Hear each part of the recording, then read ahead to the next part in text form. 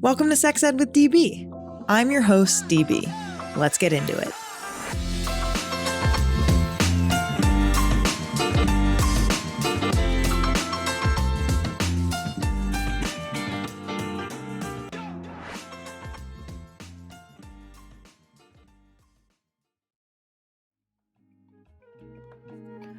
Public service announcement. Oil-based lube and latex condoms do not work.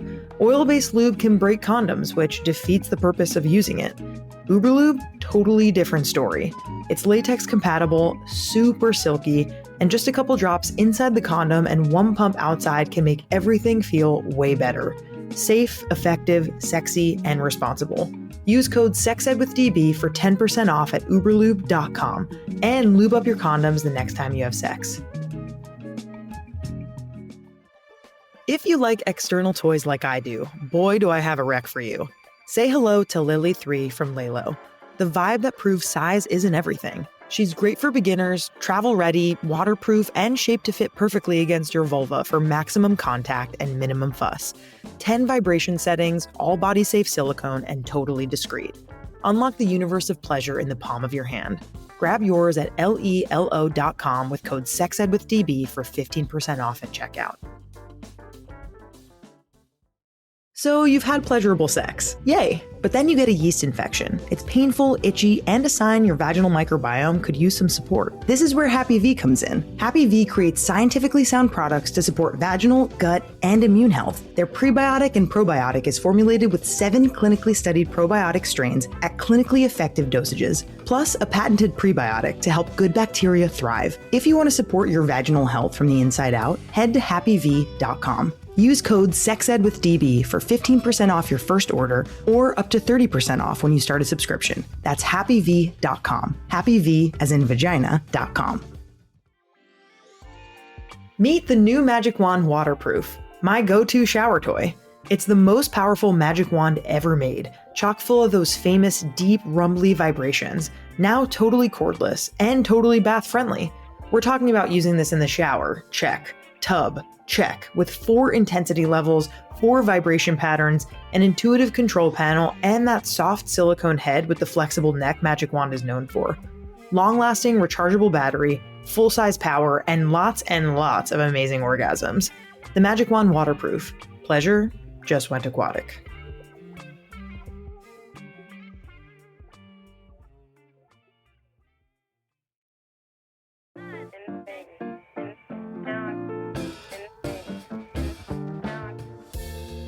Hello, DB here, your favorite sex educator and pleasure expert. And today we're tackling a question that many people think about privately, but almost never talk about publicly, not even with their friends or their partners. And the question is, why do some early experiences turn into lifelong fetishes? And this episode was actually inspired by a listener email. I'm going to read their full message next. I got their consent to do so. They will remain anonymous.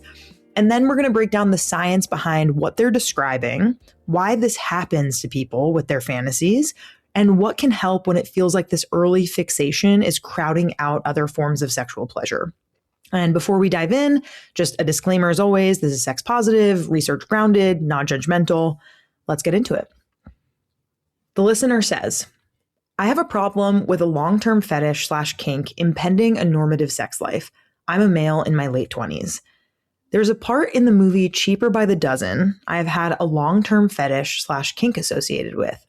To summarize, it's the part when the younger Baker kids pull a prank on their older sister's boyfriend named Hank. The kids soak Hank's boxer shorts in a bucket of ground beef. Then when he unknowingly wears the meaty underwear, the kids release the family dog on him. The dog then furiously attacks his crotch and butt to embarrass Hank in front of their family. I don't know if the dog meant to embarrass him, but I digress. I watched this movie when I was in grade 5 at a girl's house, a classmate I had a crush on, and remember finding it really attractive when her and the other girls were giggling and joking while watching the dog attack Ashton Kutcher's crotch. A couple days later, after we watched the movie and I was thinking about their reactions while watching that movie scene, I got my first erection. This fixation makes doing normative sexual activities quite challenging, as I feel stuck to this fetish and can't seem to translate the same excitement and desire into other sexual activities. I'm not entirely sure why this fetish has stuck with me, and I'm also not sure if there's anything particularly kinky about this movie scene that caused this fixation in me from such a young age. Do you have any advice for me moving forward? And I hope you got the chance to watch Cheaper by the Dozen. Thanks so much. First of all, I love this so much. I own Cheaper by the Dozen, probably both on VHS and on DVD, and just know exactly what scene this person is talking about. So yeah, great reminder to rewatch Cheaper by the Dozen, first of all. And second of all, I want to normalize what is happening and thank our listener for being brave and for writing in today so that we can have an entire episode about this. This listener is describing a form of associative sexual conditioning where an early emotional experience becomes linked with sexual arousal. In neuroscience, this is called classical conditioning. You might remember that term from psychology, like Pavlov's dogs. Neutral stimulus becomes associated with an unconditioned response because they co-occur frequently.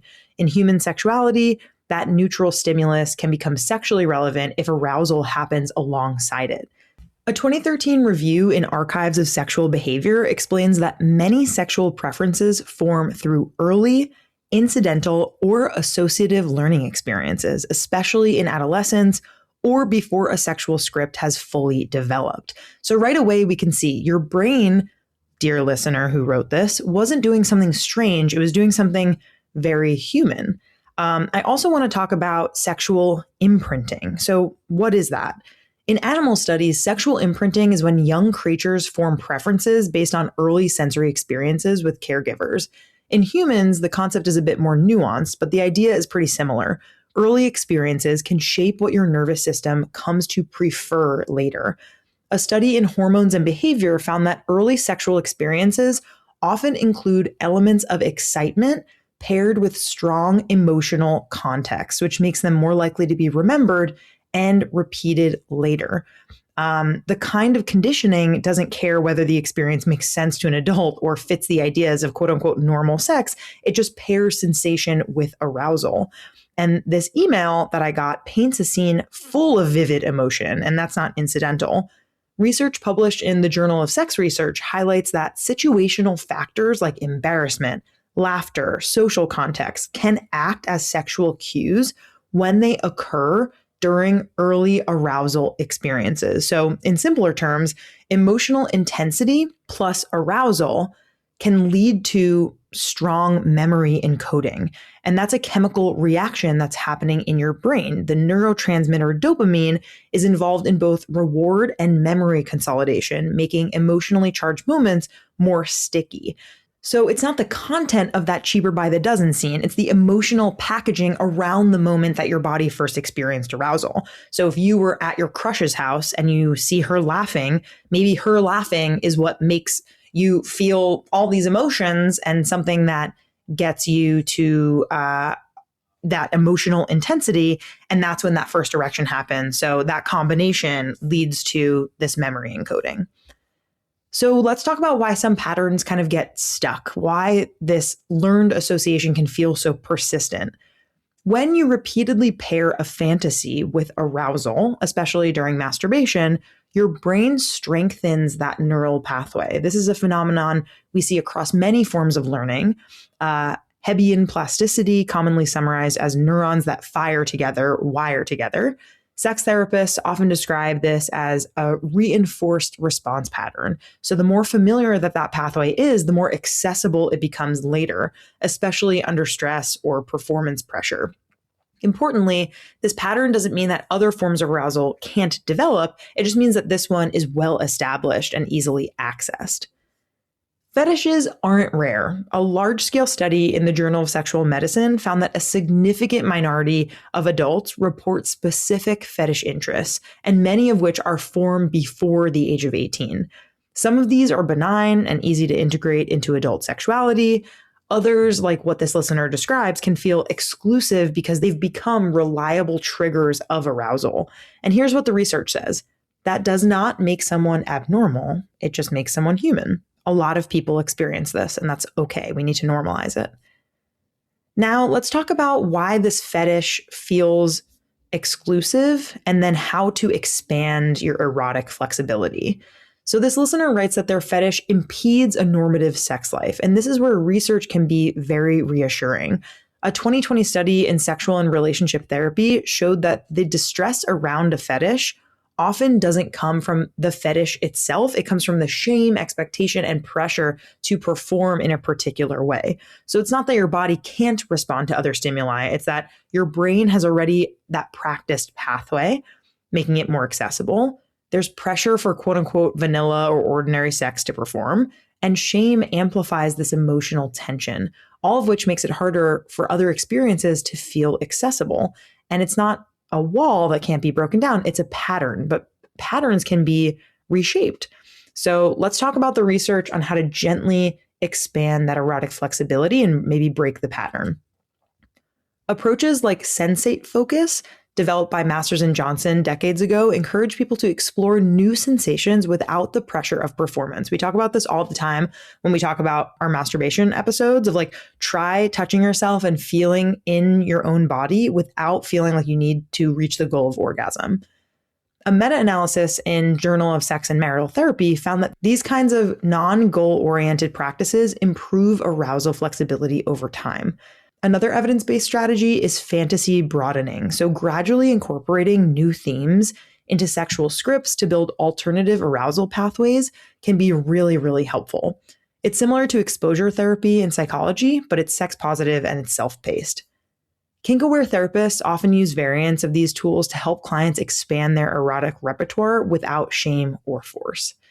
So I'd love to close with a science-grounded reframe. Your nervous system did not choose this fetish because it's weird or it's wrong.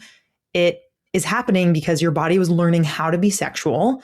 The moment was emotionally intense. You were with your crush and they were laughing and there was meaty underwear. There was a lot going on. And your brain strengthened that pathway over time. And that's how the nervous system works. Neuroscience doesn't judge, it just records and reiterates on what is happening. And just because a pathway is strong doesn't mean it's the only one that's possible. So to the listener who wrote in, thank you so much. Thank you for your vulnerability, your curiosity, your willingness. A lot of people would feel too ashamed to voice this. And so I just want to say, like, you're normal, you're amazing. I'm hoping that this is helpful. If this episode resonated with you, or if you want to explore this topic even deeper, if you want to create a fake email and send me a question at sexedwithdb@gmail.com, I'm more than happy to answer it. And I hope it gave you reassurance and a roadmap forward that is grounded in science, as always. Thank you all so much for listening. We only have a few episodes left of the season, but don't worry, we'll be back for more content after that. More pleasure, more fun episodes. And as always, if you want to ask any sort of question, feel free to go in the link tree in our link in bio in our Instagram and click on that Ask an Anonymous Question button. Thank you so much for listening. Love y'all. Talk to you next week.